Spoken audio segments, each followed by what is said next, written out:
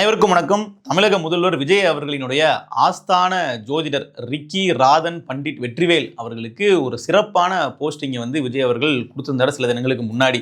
அதாவது அரசு சிறப்பு செயலாளர், ஆஃபீஸர் ஆன் ஸ்பெஷல் டியூட்டி அப்படிங்கிற ஒரு முக்கியமான போஸ்டிங் வந்து கொடுத்திருந்தாரு. அது கிட்டத்தட்ட வந்து முதலமைச்சருக்கான ஒரு கூடவே இருக்கிற ஒரு பிஏ மாதிரியான ஒரு போஸ்ட்னு சொல்றாங்க. அப்போ இந்த அளவுக்கு முக்கியமான பதவியை எதனால ஒரு ஜோதிடருக்கு கொடுத்தாரு அப்படிங்கிற மாதிரி எதிர்ப்பு களத்திலையும் எதிரொலிச்சிச்சு. இன்றைக்கு சட்டமன்றத்திலையும் வந்து பார்த்தீங்கன்னா எதிரொலிச்சிச்சு. பிரேமலதா அவர்கள்லாம் நீங்க உங்களுக்கு ராஜகுருவா இருந்தாருன்னா தனிப்பட்ட முறை சம்பளம் கொடுத்து வச்சுக்கோங்க, அவருக்கு எதுக்கு நீங்க அரசு பதவி கொடுக்குறீங்க, அரசு காசு சம்பளம் ஏன் கொடுக்கணும் அப்படிங்கிற மாதிரி ஒரு கேள்வி எழுப்ப முதலமைச்சர் அப்படிங்கிற அடிப்படையில் விஜய் அவர்களும் பதில் சொல்லணுங்கிறதுக்கு இணங்க அவரும் வந்து நான் அதை வந்து மறுபரிசீலனை செய்கிறேன் அப்படிங்கிற மாதிரி சொல்லிட்டாரு. அதன் மூலமா என்ன தெரிய வருது அப்படின்னா, அந்த ராதன் பண்டிட் அப்படிங்கிற நபருக்கு கொடுக்கப்பட்ட அந்த பதவி பறிக்கப்படுவதற்கான வாய்ப்புகள் அதிகம். அப்படி உங்களுக்கு ராஜகுருவா இருந்தா உங்க பர்சனலா அவரை வச்சுக்கணும்.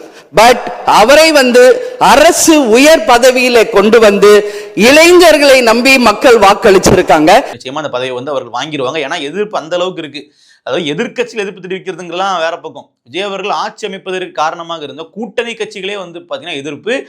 விசிகால இருந்து கம்யூனிஸ்டுகள்ல இருந்து எல்லாருமே வந்து எதிர்ப்பு. இதுல விசிகா வந்து கொஞ்சம் வித்தியாசமா வந்து பேசினாங்க. என்னன்னா, வன்னியரசு, ரவிக்குமார் போன்ற அதாவது விசிகாவில் உள்ள எம்எல்ஏ எம்பிக்கெல்லாம் என்ன பண்ண எதிர்க்கிறாங்க. இது வந்து மூட நம்பிக்கை, இப்படிலாம் நீங்க பண்ணுவீங்களா அப்படின்னு எதிர்க்கிறாங்க. ஆனா திருமாவர்கள் வந்து என்ன பண்ணாருன்னா அது டிஃபெண்ட் பண்றாரு. அதுக்காகலாம் கொடுத்துருக்க மாட்டாங்க, ஜோதிடர் அப்படிங்கிறனால கொடுத்துருக்க மாட்டாங்க. அவர் வந்து தாவேக்கான்ற கட்சியிலேயே வந்து பாத்தீங்கன்னா செய்தி தொடர்பாளர் இருந்தாரு. அதனால வந்து இப்ப என்ன பண்றாங்க, பதவி கொடுக்குறாங்க, கட்சி பதவியில இருந்து கூடுதலாக கொடுக்குறாங்களே தவிர அவருக்கு வந்து அவர் ஜோதிடர் அப்படிங்கிறதுனாலேயே கொடுக்கலங்கிற மாதிரி விஜய்க்கு வந்து அப்படியே ஒரு பக்கம் அவர் ஆதரவளிக்க டிஃபெண்ட் பண்ண கட்சிக்குள்ளேயே வந்து விசிகாக்குள்ளே இரண்டு மாதிரியான கருத்துக்கள் இருக்கு. ஆனா வெளியே கம்யூனிஸ்டுகள் இருந்து பொதுமக்கள் தரப்புல எல்லாருமே எதிர்ப்பு தான். அவர் செய்தி தொடர்பாளர், ஆகவே ஒரு செய்தி தொடர்பாளருக்கு அந்த வாய்ப்பை தந்திருக்கிறார் என்றுதான் நாம் கருதுகிறோம். அவர் கூடுதலாக ஜோசியமும் பார்க்கக்கூடியவராக இருக்கலாம்.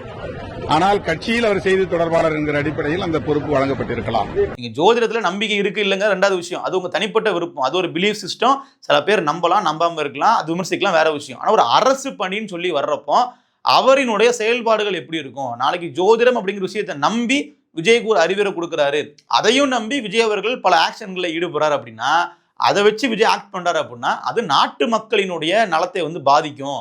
ஒரு உதாரணத்துக்கு நம்ம பழைய வீடியோக்கள் எடுத்து மக்கள் போட ஆரம்பிச்சிட்டாங்க. அதாவது இவர் சாதாரண ஆள் கிடையாது. ஜெயலலிதா அவர்கள்கிட்டயே வந்து பாத்தீங்கன்னா கிட்டத்தட்ட ஜோதிடராக இருந்திருக்கிறாப்புல. ஜெயலலிதா அவர்கள் இவரினுடைய ஆலோசனையை கேட்டு பல விஷயங்கள் பண்ணியிருக்கிறாங்க. அதற்கான வீடியோ ஆதாரங்கள்லாம் இப்போ வந்து வெளியே இருக்கு. அதுல ஒரு என்ன சொல்றாரு அப்படின்னா, ஜெயலலிதா அவர்கள்ட்ட போயிட்டு இவரு அமைச்சரவையில இத்தனை நம்பர்ல அமைச்சர் இருந்தாங்க அப்படின்னா நியூமராலஜி படி உங்களுக்கு நல்லதுன்னு சொல்ல, அதையும் கேட்டு ஜெயலலிதா அவர்கள் அமைச்சரவையில மாத்திருக்காங்கன்னு சொல்றாரு. இதெல்லாம் எப்படி இருக்குன்னு பாருங்க. அதே காலகட்டத்தில் நாங்கள் வந்து அப்போ 27 எம்எல்ஏ மந்திரி யாரும் இருக்காங்க. அப்போ வந்து ஒருத்தர் குறைச்சா 26,000 சனி, அதனால 8ஆம் நம்பர் ஆயிரும். அப்போ நம்ம இன்னொருத்தரை உருவாக்கிக்கலாம், மந்திரியா போட்டலாம் எக்ஸ்ட்ராவா. ஸோ இந்த மாதிரியான முடிவுகள்லாம் அவர் எடுத்துடக்கூடாது. இதெல்லாம் வச்சு நீங்க அமைச்சரவையில் இடமாத்துறீங்க அப்படின்னா ஆக்சுவலாக கிரவுண்டில் மக்களுக்கு என்ன ப்ராப்ளம் இருக்கு, அதற்கு யார் அமைச்சராக போடணும், இப்படிதான் நீங்க பண்ணணுமே தவிர ஒரு ஜோதிடர் சொல்லக்கூடிய நம்பரு இல்லை அவர் சொல்லக்கூடிய ராசி பலன் இதெல்லாம் வச்சு நீங்க பண்ணக்கூடாதுங்கிறது தான் பெரும்பாலான மக்களுடைய கருத்து. இதில் இன்னொரு விஷயம் இருக்கு. விஜய் அவர்களுடைய சுனாமி வந்து வீசுது, விஜயினுடைய ஜாதகம் சுனாமி ஜாதகம், அவர் தான் முதலமைச்சர் ஆவார்னு சொல்லி கணிச்ச நபர் இவர். அதில் மாற்றுக்கிறது இல்லை, ராதன் பண்டிட் அவர்கள் தான். ஆனால் இவர் என்ன பண்ணியிருக்காருன்னா, விஜய் கிட்ட முதல்ல அப்ரோச் பண்ணல. முதல்ல இவர் போயிட்டு அப்ரோச் பண்ணது நடிகர் அஜித்குமார் அவர்கள்கிட்ட. உங்களுடைய ராசிக்கு வந்து நீங்கள் முதலமைச்சர் ஆகிறதுக்கான வாய்ப்பு இருக்கு, நீங்க வந்து தமிழ்நாட்டினுடைய சட்டமன்ற இதில் நில்லுங்கன்னு சொல்லி முதல்ல அங்கே தான் போய் அப்ரோச் பண்ணியிருக்காரு. அவர் வேணான்னு சொல்ல போய் தான் விஜய்க்கு வந்திருக்காரு. அதையும் நீங்களே கேளுங்க. அந்த ரத்தேஷ் மூலமா தான் நான் அஜித் சார் அப்ரோச் பண்றேன். அப்போ அஜித் சார் சைட்லேருந்து என்ன சொல்றாங்கன்னா, அவருக்கு இந்த நிறைய ஆக்சிடென்டால் நடந்திருக்கதாகவும் அவருக்கும் ஜென்ரல் இதில் இன்ட்ரெஸ்ட் இல்லை அப்படின்னு சொன்னதுனால, நம்ம பொதுவாக இன்ட்ரெஸ்ட்ல ஒருத்தர் போய் நம்ம ஒன்றும் பண்ண முடியாது, கன்வின்ஸ் பண்ணி ஒருத்தர் அரசியல் கூட்டிட்டு வர முடியாது. அதனால அதை நான் விட்டுட்டு வந்துட்டேன். சரி, அப்ப இவர் கணிச்சது எல்லாமே கரெக்டா அமைஞ்சிருக்கா அப்படின்னு கேட்டீங்கன்னா அதுதான் இல்லை. 2019 வந்து நாடாளுமன்ற தேர்தலில் காங்கிரஸ் தான் ஜெயிக்கும், பிஜேபி தோக்கும் அப்படின்னு சொன்னவர் இதே ராதன் பண்டிட் அவர்கள். ஆனால் அன்றைக்கு அடித்ததெல்லாம் மோடி அலை. அதாவது 2019 பிஜேபி வந்து பல மாநிலங்களில் ஸ்வீப் பண்ணுறாங்க, பெருவெற்றி கொடுக்குறாங்க. 2024 கூட ஒரு பெரும்பான்மை கிடைக்காம இருந்துச்சு தவிர 2019 அப்படி சிங்கிள் மெஜாரிட்டியில் அவர்கள் அடித்து வந்து தாக்குறாங்க. அந்த அளவிற்கு பாஜக வந்து சீட்டுகளை வந்து அள்ளும் போது இவர் சொன்னது காங்கிரஸ் கட்சிக்கு வந்து ஜெயிக்கும் அப்படின்ட்டு. 2019 எலெக்ஷன் பிஜேபிக்கு எளிதல்ல, காங்கிரஸ் ஃபேவராக தான் இருக்குது. இந்த வருடம் பிப்ரவரி மாதத்தில் 2018 பிப்ரவரியில் நான் இதே மாதிரி வீடியோ கிளிப்பில் சொல்லியிருந்தேன், பிரியங்கா காந்தி அவர்களுக்கு அக்டோபர் மாதம் 15ஆம் தேதி அன்னைக்கு சுக்கரேஸ்வரர் சனி புத்தி வருது. ராகுல் காந்தி அவர்களுக்கு நவம்பர் மாதம் 27ல் சூரிய திசையில் சுக்கிர புத்தி வருது. அப்போ இந்த நவம்பர்லேருந்து அடுத்த ஒரு வருடத்திற்கு ராகுல் சாருடைய பீக். இது மாதிரி நம்ம எக்கச்சக்கமாக சொல்லிகிட்டே போகலாங்க. இன்னும் 2 விஷயம் மட்டும் பாருங்க. அதாவது அரசு தேர்வுகள் நடத்துகிறாங்க இல்லையா, டிஎன்பிசியாக இருக்கட்டும் இல்லை இந்த மாதிரி யூபிஎஸ் தேர்வுகளாக இருக்கட்டும், இதுலலாம் வெற்றி பெறணும்னா என்ன பண்ணணும்? கடினமாக உழைக்கணும், அதிகமாக படிக்கணும், தொடர்ச்சியாக வந்து அப்டேட்டடாக இருக்கணும், நாட்டில் என்ன நடக்குது அப்படிங்கிறதெல்லாம் ரொம்ப தெளிவாக கவனிக்கணும். ஸோ அறிவாளியாக இருக்கணும் இல்லையா.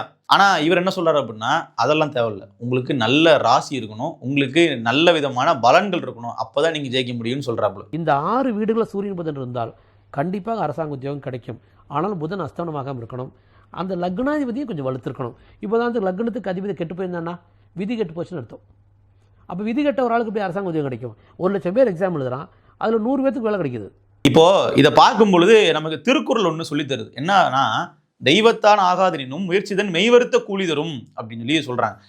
உங்களுடைய முயற்சிக்கு பலன் கிடைக்கும், முயற்சி வந்து திருவினையாக்கும் இப்படின்னு சொல்றதுக்கு தான் நமக்கு வந்து ஆட்கள் தேவைப்படுது தவிர, இதெல்லாம் உங்களுக்கு தலைவிதி, நீங்க என்ன பண்ணாலும் இப்படிதான் இருப்பீங்க, நீங்க மேல வர முடியாது அப்படின்னா அது வந்து எப்படி நம்ம வந்து ஒரு சமூகத்துல நம்ம ஒரு விஷயத்தை நம்ம போய் சேர்க்க முடியும்? சமூகத்தை வந்து முன்னேற்றத்திற்கு ஒரு முதலமைச்சர் என்ற இடத்துல உட்காந்துக்கிட்டு அவர்கள் இதெல்லாம் கேட்டா சரியா இருக்குமான்றதான் கேள்வி. அப்போ ஜாதக பலன்கள் வந்து நம்ப கூடாதா? அப்ப இவர் சொல்ற மாதிரி வந்து விதின்னு ஒண்ணு இல்லையா, இவர் சொல்ற மாதிரி ராசிகள்னு ஒண்ணு இல்லையா, பலன்கள் இல்லையா, அந்த டாபிக்கே வந்து வேற. அதுல நம்பிக்கை இருக்கிறவங்க நம்பலாம், அதை பின்பற்றலாம், அதுக்கேற்ற மாதிரி அவருடைய வாழ்க்கையை மாற்றி அமைச்சுக்கலாம், தவறே கிடையாது. ஆனா 8 கோடி மக்களுக்குமான பிரதிநிதியாக ஒருத்தர் நம்ம முதலமைச்சர்னு வச்சிருக்கோம் இல்லையா, அவரு இது மாதிரியான முடிவுகளை கேட்டு எந்த திட்டங்களும் தீட்டிடக்கூடாது அப்படிங்கிறதான் நம்ம பேசக்கூடிய விஷயம். அவர் வந்து நாட்டு மக்களுக்கான நலன் அப்படிங்கிறத புள்ளி விவரங்களின் அடிப்படையில், மக்களினுடைய கருத்துக்களின் அடிப்படையில் செய்யணுமே தவிர, இந்த மாதிரி வந்து அவர்கள் இப்படிதான் சொல்லுவாங்க ஆனால் அதான் விதி அப்படிங்கிற மாதிரிலாம் கேட்குற நபர்களை வச்சுக்கிட்டு பக்கத்தில் ஆட்சி செய்யக்கூடாது அப்படிங்கிறதா சொல்ற விஷயம். இதுதான் எல்லாருமே சொல்றாங்க. அவர் இது மட்டும் சொல்லியிருந்தா பரவாயில்லைங்க. அதாவது ஹார்ட் அட்டாக் வருது, இப்போ வந்து ஒரு பேஷண்ட்டுக்கு ஹார்ட் அட்டாக் வந்துடுது, இல்லை ஒரு நபருக்கு திடீர்னு நெஞ்சு வலி வந்துடுது, அப்போ நம்ம என்ன பண்ணணும்? உடனடியாக முதலுதவி பண்ணணும், இல்லை மருத்துவமனைக்கு கூட்டு போகணும் அப்படிங்கிறது ஒரு நபர் சொல்லக்கூடிய விஷயமா இருக்கும். ஆனால் இவர் என்ன சொல்றாருன்னா, ஒரு மந்திரம் சொல்லுங்க, சொன்னீங்கன்னா உங்களுக்கு வந்து ஹார்ட் அட்டாக்லாம் டக்குன்னு நின்றோம் அப்படிங்கிறாரு. இப்போ ஹார்ட் அட்டாக் வரும்னு டாக்டர் சொன்னாரா, ஓம் சுராச்சாரி நம்மன்னு சொல்லுங்கள். அந்த காலத்தை எப்படி தாண்டி வர்றதுன்னு உங்களுக்கு நான் வழிகாட்டிடுவேன். கண்டிப்பாக நோய்கள்லேருந்து ஜோதிட முறையில் எளிதாக தப்பிச்சுக்கலாம். இது எல்லாத்தையுமே கூட நம்ம வந்து விட்டுறலாம்னு வச்சுக்கோங்களேன். இவர் வந்து விஜய் அவர்கள் முதலமைச்சர் ஆவார் அப்படின்றதுக்கு ஒரு காரணம் சொன்னார். என்ன அப்படின்னா, இந்த கரூர் துயர சம்பவம் நடந்த சமயத்தில் எல்லாருமே என்ன பண்ணாங்கன்னா, இது விஜய்க்கு ஒரு பெரிய பிளாக் மார்க்கு, விஜய் அவர்களுடைய அரசியல் இது ஒரு கரும்புள்ளி, இது வந்து நடந்திருக்காம இருந்திருக்கணும் அப்படிங்கிறதான் எல்லாருடைய கருத்தாக இருந்துச்சு. ஆனால் இவர் வந்து என்ன சொன்னார் அப்படின்னா, விஜய் அவர்களுடைய முகம் இன்னைக்கு வந்து பல கோடி மக்களுக்கு தெரிய வந்திருக்கு, இதன் மூலமாகத்தான் விஜய் அவர்கள் முதலமைச்சர் ஆக போறாரு, விஜய் அவர்கள் குறித்தான அந்த ஒரு பப்ளிசிட்டி அப்படிங்கிறது மக்கள்கிட்ட ரீச் ஆயிருக்கு பார்த்தீங்களா, இன்னைக்கு எல்லாருமே விஜய் விஜய்னு பேசுறாங்க, இதனால தான் விஜய் அவர்கள் முதலமைச்சராக போறாருன்னு சொல்லி அந்த கரூர் துயர சம்பவம் தான் விஜய் அவர்கள் முதலமைச்சராக அடித்தளம்னு பேசுறாரு. இந்த ஸ்டாம்ப்ல 41 பேர் இறந்துறாங்க இந்த கூட்ட நெரிசலில்.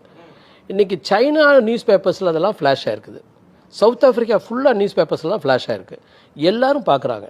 எல்லாரோடைய கவனம் நீங்கள் நினைக்கிற மாதிரி இந்த நடிகர் போய் பார்த்து இத்தனை பேர் செத்து போயிட்டான்னு இருக்காது. எப்படி இருக்குன்னா, நடிகரை போய் இவ்வளோ பேர் பார்த்தாங்களா, ஸோ அவ்வளோ கிரேஸ் இருந்துச்சான்னு தான் எல்லாம் யோசிப்பாங்க. வர வச்சு கொண்டுட்டாங்க யாரும் நினைக்க மாட்டாங்க. ஸோ இப்படியெல்லாம் ஒரு நபர் வந்து பேசும்போது அவர் நிச்சயமாக எதிர்ப்புகள் வரதான் செய்யும். அதுவும் நீங்கள் ஒரு முக்கியமான அரசு பதவியில் வந்து அவரை வச்சுருந்தீங்க அப்படின்னாக்க கண்டிப்பாக இது மாதிரியான விளைவுகள் வரத்தான் செய்யும். ஸோ அதனால தான் வந்து பார்த்தீங்கன்னா இவ்வளோ எதிர்ப்பு. இதில் இன்னும் நிறையா வந்து பார்க்க வேண்டிய சில விஷயங்கள் இருக்குது. இவரினுடைய முந்தைய வாழ்க்கை, அதாவது கிட்டத்தட்ட இவர் ஜோதிடராக அறியப்பட்டதுக்கு பின்னாடி உள்ள விஷயங்கள்லாம் நம்ம பார்த்தோம். ஆனால் இவருடைய ஆரம்ப புள்ளி அப்படிங்கிறது ஜூனியர் விகடனில் ஒரு கட்டுரையாகவே வந்து வெளியாக இருக்குது 18 ஆண்டுகளுக்கு முன்னாடி.